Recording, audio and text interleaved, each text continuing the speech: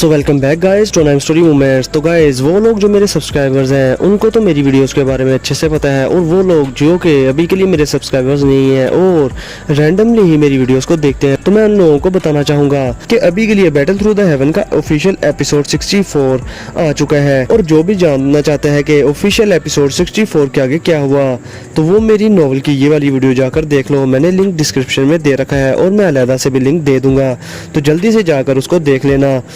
और उस वीडियो को लाजमी गाइस लाइक भी करना। आप बिना कोई टाइम जाए के सीधा आते हैं वीडियो की तरफ, जहां पर गाइस अभी के फर्स्ट एल्डर शूगान शाओयन को बातों बातों में बताते हैं कि मेरे यहाँ पर आने की दो रीजंस हैं। एक तो मुझे टेंशन हो रही थी तुम्हारी कि तुम्हारे साथ कोई मसला ना हो गया हो, दूसरी मेरी यहाँ आने की रीजन ये है कि तुम्हें हैंग फैंग के बारे में इन्फॉर्म करना था मैंने। अब गाइस इसके साथ ही हैंग फैंग का नाम सुनकर शाओयन जो कि पहले स्माइल कर रहा था वो बहुत ही ज्यादा गुस्से में आ गया था, और शाओयन सोचता है कि वो कमीना हैंग फैंग पहले के टाइम यान बाई एल्डर के अपीयर हो जाने के बाद वहाँ से अपनी जान बचाकर दफा हो गया था। और अगर बात की जाए तो ये हरामी इंसान Hang Fang hall of soul में भी काफी अरसा रहा है, और उसे हॉल ऑफ सोल के बारे में भी काफी कुछ पता होगा, और इवन के हो सकता है कि उसे मेरे मास्टर यालाओ के बारे में भी पता हो कि उन्हें कहाँ पर कैद किया हुआ है।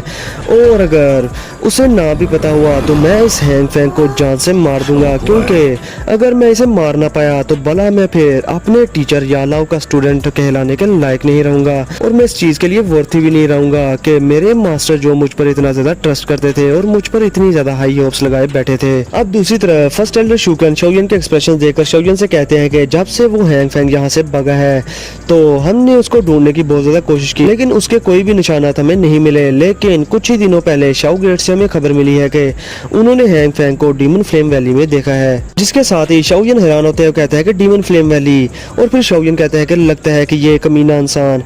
ओल्ड ग्राउंड डीमन गोस्ट के मर जाने के बाद डीमन फ्लेम वैली की सारी चीजों को और उनकी बिलोंगिंग्स को हथियाना चाहता है। जिसके साथ ही फर्स्ट एल्डर शूक्यान शाओयन से कहते हैं कि छोटे लड़के तुम्हें क्या लगता है कि हैंग फैंग कोई आम सा बंदा है, उसके एम्बिशंस बहुत ही ज्यादा हाई हैं, और मुझे नहीं लगता कि अगर वो ब्लैक कॉर्नर रीजन में ज्यादा टाइम लगाए तो वो अपना कोई बड़ा सा नेटवर्क बना ही लेगा, और टाइम के साथ साथ वो इस ब्लैक कॉर्नर रीजन का ओवरलॉर्ड भी बन सकता है, क्योंकि आखिरकार वो भी एक एल्केमिस्ट है जिसका स्टेटस काफी ज्यादा हाई है। लेकिन मजे की बात यह है कि इस बार जब के टाइम हैंग फैंग ने डीमन फ्लेम वैली को टेक ओवर किया तो उसने ये सब सीक्रेटली ही किया है, और इसकी खबर बड़ी ही मुश्किल से शाओ गेट के लोगों को मिल पाई है, जो कि अभी के लिए मुझ तक पहुंची है। अब इसके साथ ही गाइस शाओयन हाँ में सारा ला देता है। अब इसके साथ ही गाइस शाओयन हंसते हुए कुछ सोचने लगता है, और गाइस अभी के लिए वो सोचता है कि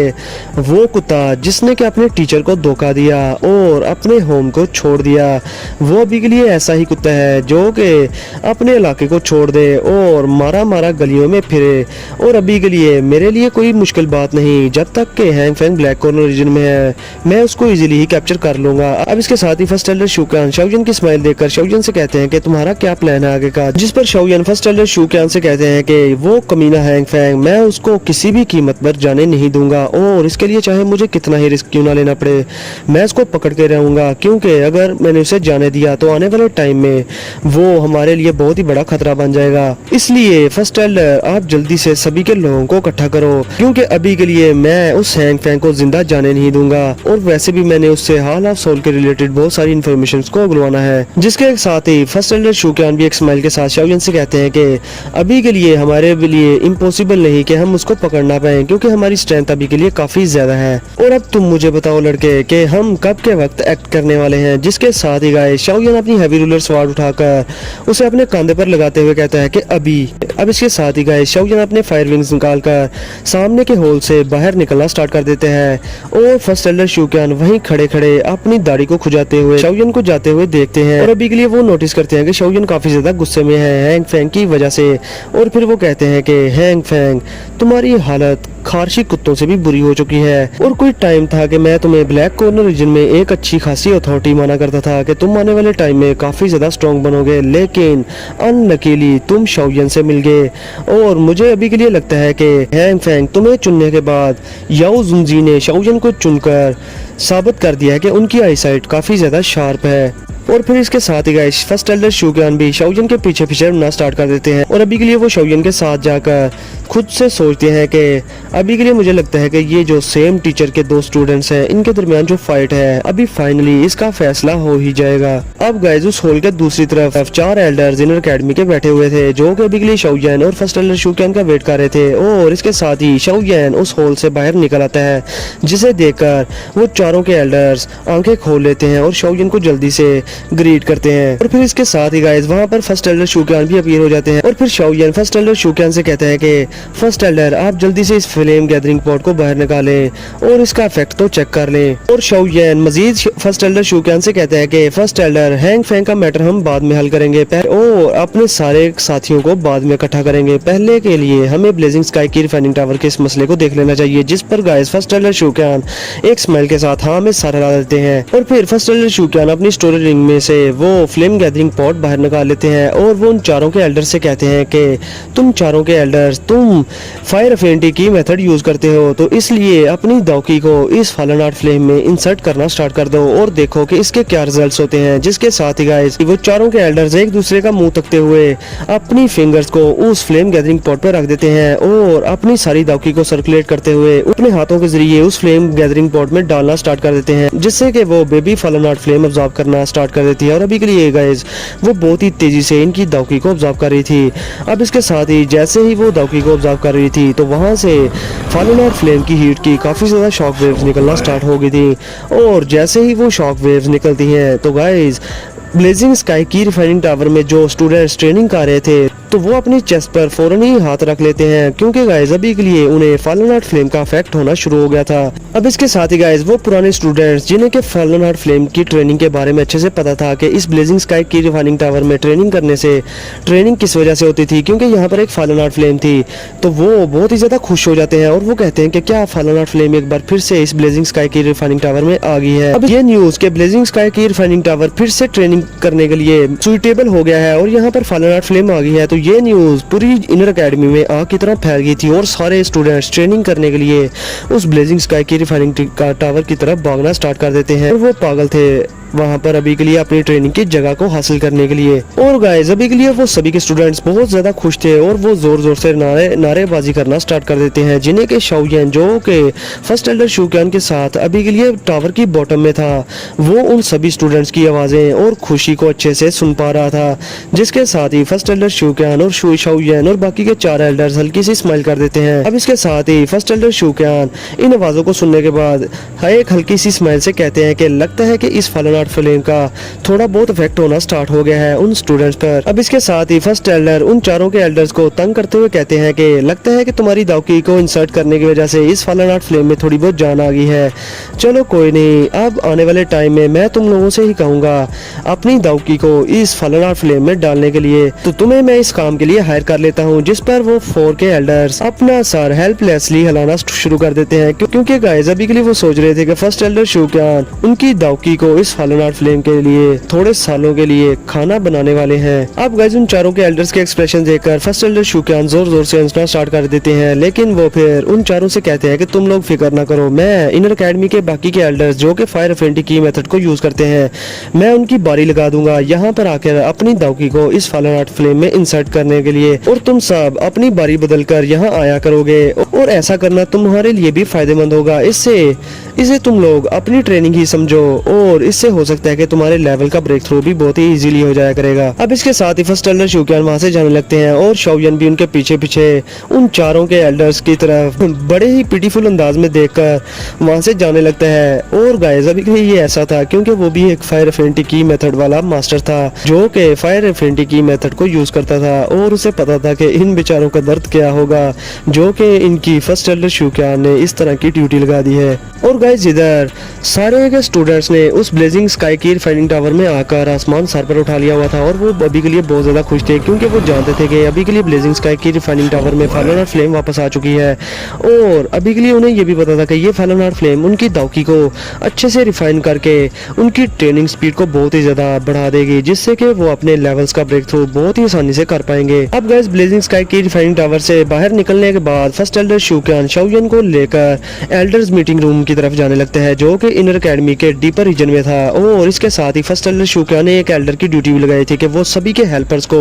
उस मीटिंग रूम में इकट्ठा करें। अब जैसे ही फर्स्ट एल्डर शूक्यान और शाओयेन उस मीटिंग रूम में एंटर होते हैं तो वहां पर गाइस अभी के लिए little fairy doctor, little girl जियन, शाओयेन का सेकंड ब्रदर शाओली और बाकी के शाओ गेट के एक्सपर्ट्स उस मीटिंग रूम में बैठे हुए थे और वो शाओयेन और फर्स्ट एल्डर शूक्यान को देखकर थोड़ा बहुत हैरान भी हो गए थे और अभी के लिए वो बहुत ज्यादा खुश भी थे और सरप्राइज भी। और इधर शाओली शाओयेन को देखकर तो बहुत ही ज्यादा खुश था और वो कहता है कि छोटे लड़के तुम आखिरकार वापस आ ही गए। अब इसके साथ ही गाइस शाओयेन एक सीट ढूंढता है लिटिल फेरी डॉक्टर के पास और उसके पास बैठ जाता है जाकर और इसके साथ ही वो लिटिल फेरी डॉक्टर और लिटिल गर्ल जियन को छेड़ते हुए कहता है कि तुम दोनों को मैंने कई महीनों से नहीं देखा और मुझे लगता है कि इन 2-3 महीनों में तुम दोनों काफी ज्यादा ब्यूटीफुल हो गई हो। जिस पर गाइस लिटिल गर्ल जियन शाओयेन को देखे बगैर ही अपना मुंह दूसरी तरफ घुमाकर गुस्से में कहती है कि तुम जितनी मर्जी हमारी तारीफ कर लो लेकिन मैं तुम्हें माफ नहीं करूंगी क्योंकि तुम उस मैगमा में अकेले ही एंजॉय करने के लिए चले गए, तुम तो हमें साथ लेकर ही नहीं गए। अब गाइस इस पर शाओयेन हंसते हुए लिटिल गर्ल जियन के सर को थपकाता है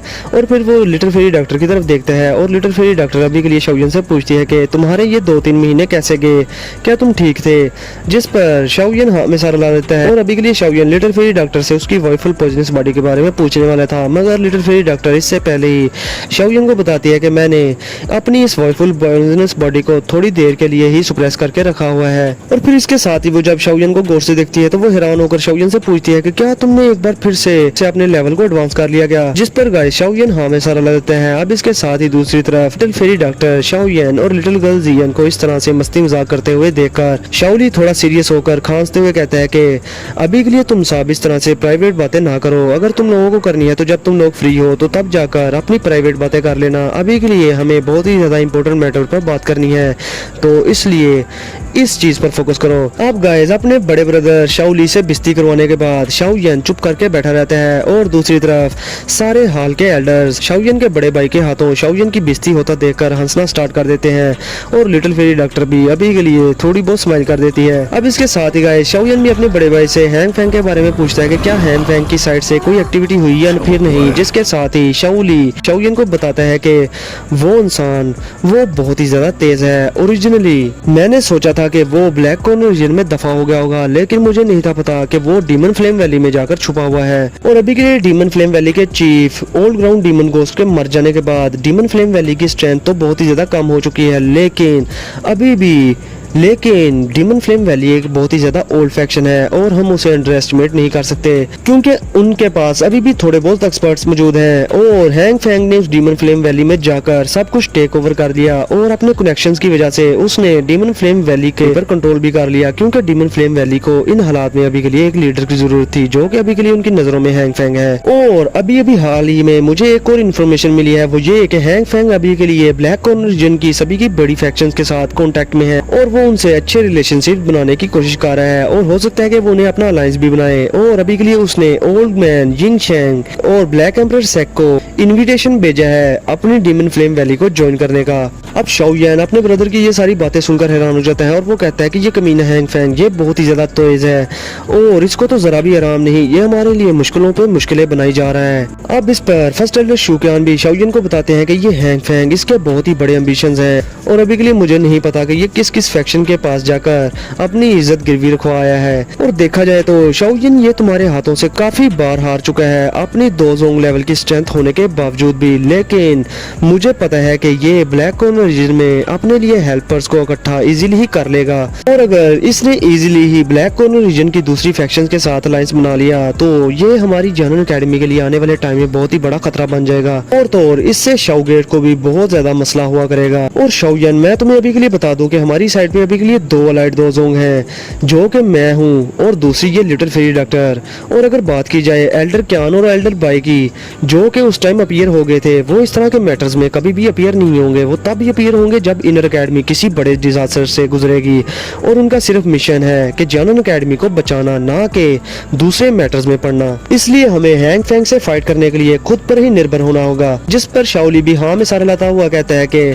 तो ठीक है फिर हमें ब्लैक कॉर्नर रीजन में हैंग फैंग के इस अलायंस को बनने ही नहीं देना, इससे पहले ही हमें इसे खत्म करना होगा। और फिर एट द एंड शाओयेन अपने ब्रदर से पूछते हैं कि चलो ठीक है मुझे ये बताओ कि हैंग फैंग इन सभी की फैक्शंस को कब इनवाइट करने वाला है अपने यहाँ पर। जिस पर शाओली बताता है कि कल जिस पर गाइस शाओलिन कुछ सोचने के बाद अपना सर नीचे झुका लेता है और फिर वो कुर्सी के साथ टेक लगाकर बड़े आराम से नवाबों की तरह बैठ जाता है और वो कहता है कि सेकंड ब्रदर, सभी के शाओ गेट के एक्सपर्ट्स को अभी के लिए इकट्ठा करें और इवन के उन सभी की फैक्शंस को भी जिनके के शाओ गेट के साथ बहुत ही अच्छे रिलेशंस हैं, उन सभी के एक्सपर्ट्स को भी इकट्ठा करें और फिर इन सभी को इकट्ठा करके हम कल के टाइम ब्लैक कॉर्नर रीजन में डीमन फ्लेम वैली का विजिट करेंगे और तब के टाइम मैं यकीन दिलाता हूँ कि हैंग फेंग का नाम भी दोबारा कभी किसी की लाइफ में सुनने को भी नहीं मिले करेगा। जिस पर गाइस शाओली भी हाँ में सारा लगा देता है और वो कहता है कि ये डीमन फ्लेम वैली हमारे शाओ गेट की बहुत ही बड़ी दुश्मन है और अभी के लिए अगर हमने डीमन फ्लेम वैली को तबाह कर दिया तो फिर ब्लैक कॉर्नर रीजन की बाकी की फैक्शंस को हम दिखा देंगे कि हमारा शाओ गेट कोई आम सी फैक्शन नहीं जिसको कि कोई भी आकर इजीली ऑफेंड कर दे। अब शाओली की ये बात सुनकर फर्स्ट एल्डर शूक्यान भी कहते हैं कि डीमन फ्लेम वैली के जनरल एकेडमी से जो रिलेशनशिप है वो भी बहुत ज्यादा खराब है और जब के टाइम हम अपने सारे एक्सपर्ट्स को डिस्पैच कर रहे हैं तो फिर हम इस तरह की डीमन फ्लेम वैली को जो कि अपनी जड़ें पकड़ चुकी है उसे इनकी जड़ों से ही उखाड़ फेंकेंगे। और गाइस अभी के लिए फर्स्ट एल्डर शूक्यान डीमन फ्लेम वैली का नाम सुनकर थोड़ा बहुत गुस्से में भी थे क्योंकि डीमन फ्लेम वैली के लोगों ने उनके काफी ज्यादा स्टूडेंट्स को किल भी किया हुआ था। अब इसके साथ ही शाओलिन भी हाँ में सारा ला देता है और फिर वो एक स्माइल से कहता है कि सभी की चीजों को एक ना एक दिन एंड होना ही है। अब गाइस अगले दिन हम देखते हैं कि 10 एक्सपर्ट्स जनरल एकेडमी के पीस टाउन के करीब एक माउंटेन पीक की तरफ आ रहे थे और अभी के लिए उस माउंटेन पीक पर शाओलिन अपनी आंखें बंद करके हाथ पीछे बांधे हुए खड़ा था और इसके साथ ही वो अपनी आंखें खोलकर कहता है कि ये सभी के लोग यहाँ पर आ गए हैं। और अब हम देखते हैं उन 10 के लोगों को जो कि वहाँ पर आकर कहते हैं कि चीफ शाओ, काफी साल हो गए हमें मिले हुए, क्या आप ठीक हैं? और गाइस अभी के लिए ये जो बंदा बोल रहा था ये वही था जिसके काफी ज्यादा बड़े बड़े मसल्स थे और जो ब्लैक कॉर्नर रीजन से जामा एम्पायर में शाओलिन की हेल्प करने के लिए भी गया था और ये एक 2 होंग लेवल का वॉरियर था। अब इसके साथ ही शाओलिन उस बंदे की तरफ देखते हुए कहते हैं कि चीफ टाई, आप भी तो पहले से काफी ज्यादा स्ट्रॉन्ग हो चुके हो। और गाइस अभी के लिए शाओलिन इस बंदे की थोड़ी बहुत रिस्पेक्ट भी करता था क्योंकि इस बंदे ने जुनलन सेक को तबाह करने में शाओलिन की काफी ज्यादा हेल्प भी की थी और ये शाओलिन के साथ जामा एम्पायर में गया था इसलिए। अब इस पर चीफ टाई शाओलिन से कहते हैं कि चीफ शाओ, आपसे ज्यादा स्ट्रॉन्ग भला कौन हो सकता है क्योंकि अभी के लिए हाल ही में ब्लैक कॉर्नर रीजन में आपने डीमन फ्लेम वैली जैसी स्ट्रॉन्ग फैक्शन के 3 एल्डर्स को अकेले ही खत्म कर दिया और इवन के आपने ओल्ड ग्राउंड डीमन गोस्ट की चड्डी पर ऐसा हाथ फेरा कि वो अभी के लिए मर चुका है और वापस आने के काबिल भी नहीं रहा और वो एक 2 जोंग लेवल के 7 स्टार का एंसेस्टर था जो कि चीफ शाओ आपके हाथों मारा गया। अब गाइस इसके साथ ही रेड ड्रेस में खड़ी एक लेडी भी कहती है कि चीफ शाओ, इस सब के बाद तो मुझे लगता है कि ये ब्लैक कॉर्नर रीजन ही आपका है। और फिर वो ये कहकर हंसना स्टार्ट कर देती है और गाइस ये वुमन और कोई नहीं बल्कि लूशा गेट की चीफ थी और इसने भी शाओलिन की हेल्प की थी यूनलैंड सेक्ट में जाकर यूनलैंड सेक्ट को तबाह करने में। अब इसके साथ ही एक ओल्ड पर्सन जो कि 2 होंग लेवल की पीक का एक्सपर्ट था वो भी शाओलिन से कहता है कि चीफ शाओ, आपने जो ये फैक्शन बनाई है शाओ गेट, मुझे नहीं था यकीन कि ये चंद सालों में ही इतनी बड़ी फैक्शन बन जाएगी और अभी के लिए मैं कहना चाहूंगा कि शाओ गेट की इतनी बड़ी कामयाबियों के पीछे आपका ही हाथ है और आप ही की मेहनत का ये सब नतीजा है। अब इसके साथ ही शाओलिन कहते हैं कि चीफ शू और ओल्ड यिंग, आप प्लीज मुझसे इस तरह का मजाक ना करें, ये सारे मेरे बारे में फॉल्स रूमर्स हैं। अब इसके साथ ही गाइस शाओलिन मुद्दे की बात पर आता है और वो उन सभी से कहता है कि आप सबको तो पता है कि मैंने आप सबको यहाँ पर क्यों बुलाया है और आप लोगों को मेरे कैरेक्टर के बारे में भी बताया है कि एक बार हमारे सारे मैटर सक्सेसफुली हल हो जाए तो मैं इस सब के बाद आप लोगों को बहुत ही ज्यादा सेटिस्फैक्टरी रिवार्ड दूंगा। अब गाइस शाओलिन की ये बात सुनकर वहाँ पर खड़े 10 से भी ज्यादा जो 2 होंग लेवल के एक्सपर्ट्स थे वो बहुत ही ज्यादा खुश हो जाते हैं क्योंकि गाइस अभी के लिए उन्हें पता था कि शाओलिन का जो स्टेटस है ब्लैक कॉर्नर रीजन में वो काफी ज्यादा हाई है और अभी के लिए शाओलिन तो टायर लेवल 6 का एल्केमिस्ट भी है और वैसे भी अभी के लिए डीमन फ्लेम वैली आने वाले टाइम में ब्लैक कॉर्नर रीजन से खत्म हो ही जाएगी तो क्यों ना वो लोग शाओलिन का साथ दें और शाओ गेट का भी, क्योंकि शाओ गेट आने वाले टाइम में बहुत ही ज्यादा स्ट्रॉन्ग फैक्शन बनने वाली है इसलिए वो शाओ गेट से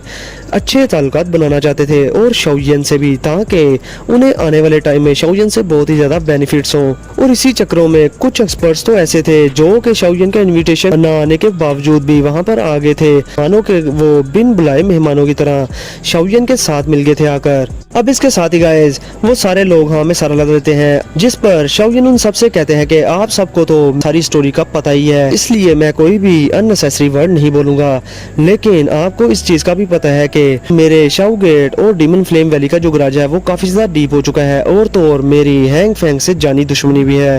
और आज का मैटर कभी भी पीसफुली मैं रिजॉल्व नहीं करूँगा और अभी के लिए तुम सबको तैयार हो जाना चाहिए क्योंकि हम वहाँ पर जा रहे हैं। जिस पर गाइस वहाँ पर खड़े 10 से भी ज़्यादा एक्सपर्ट शाओयन की हाँ में हाँ मिलाते हुए कहते हैं कि चीफ शाओ आप बिल्कुल भी परेशान ना हो, अभी के लिए हम भी डीमन फ्लेम वैली की एरोगेंस और उस वैली की मनमानी की वजह से काफ़ी ज़्यादा गुस्से में थे और आज हम शाओ गेट की हेल्प से और आपकी हेल्प से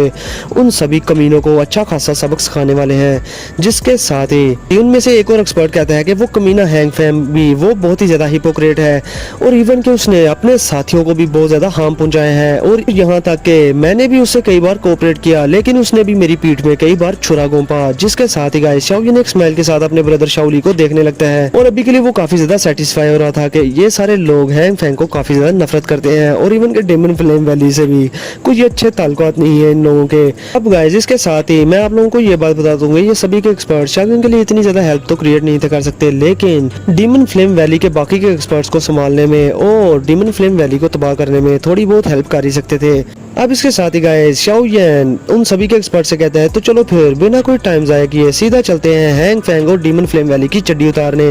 तो फिर इसी के साथ ही सभी के लोग अपने दाव की विंग्स बाहर निकाल लेते हैं और वो जाने लगते हैं उस तरफ जिस तरफ अनाइम स्टोरी मूवमेंट्स का सब्सक्राइबर बटन है। तो गाइस मैं यहीं पर आज का अपना एपिसोड यहीं पर करता हूँ खत्म। तो आप लोगों का काम है वीडियो को लाइक करना और शेयर करना और चैनल को लाजमी सब्सक्राइब करना जिन लोगों ने चैनल को सब्सक्राइब नहीं किया हुआ तो। और हाँ गाइस आज काफ़ी दिनों के बाद मैं सब्सक्राइबर टारगेट भी रखने वाला हूँ, वो ये कि कल तक कोशिश करो कि मेरे 7.9 के सब्सक्राइबर पूरे करवा दो। तो गाइज आप लोगों से ये रिक्वेस्ट है प्लीज़ इसको पूरा कर देना। और हाँ गाइज कल की वीडियो बहुत ही ज़्यादा मज़े की होगी क्योंकि कल हैंग फैंग की चड्डी शाओयन के हाथों में आने वाली है, इसलिए इस चीज़ को मिस ना करना वरना आपकी चड्डी शाओयन के हाथ में आ जाएगी और शाओयन को मैं हैंग फैंग की जगह आप लोगों के पास भेज दूंगा। अब इसके साथ ही गाइज वीडियो को यहीं पर करते हैं खत्म। तो फिर मिलते हैं आप लोगों से नेक्स्ट वीडियो में, तब तक के लिए अपना और अपने प्यारों का बहुत सारा ख्याल रखना।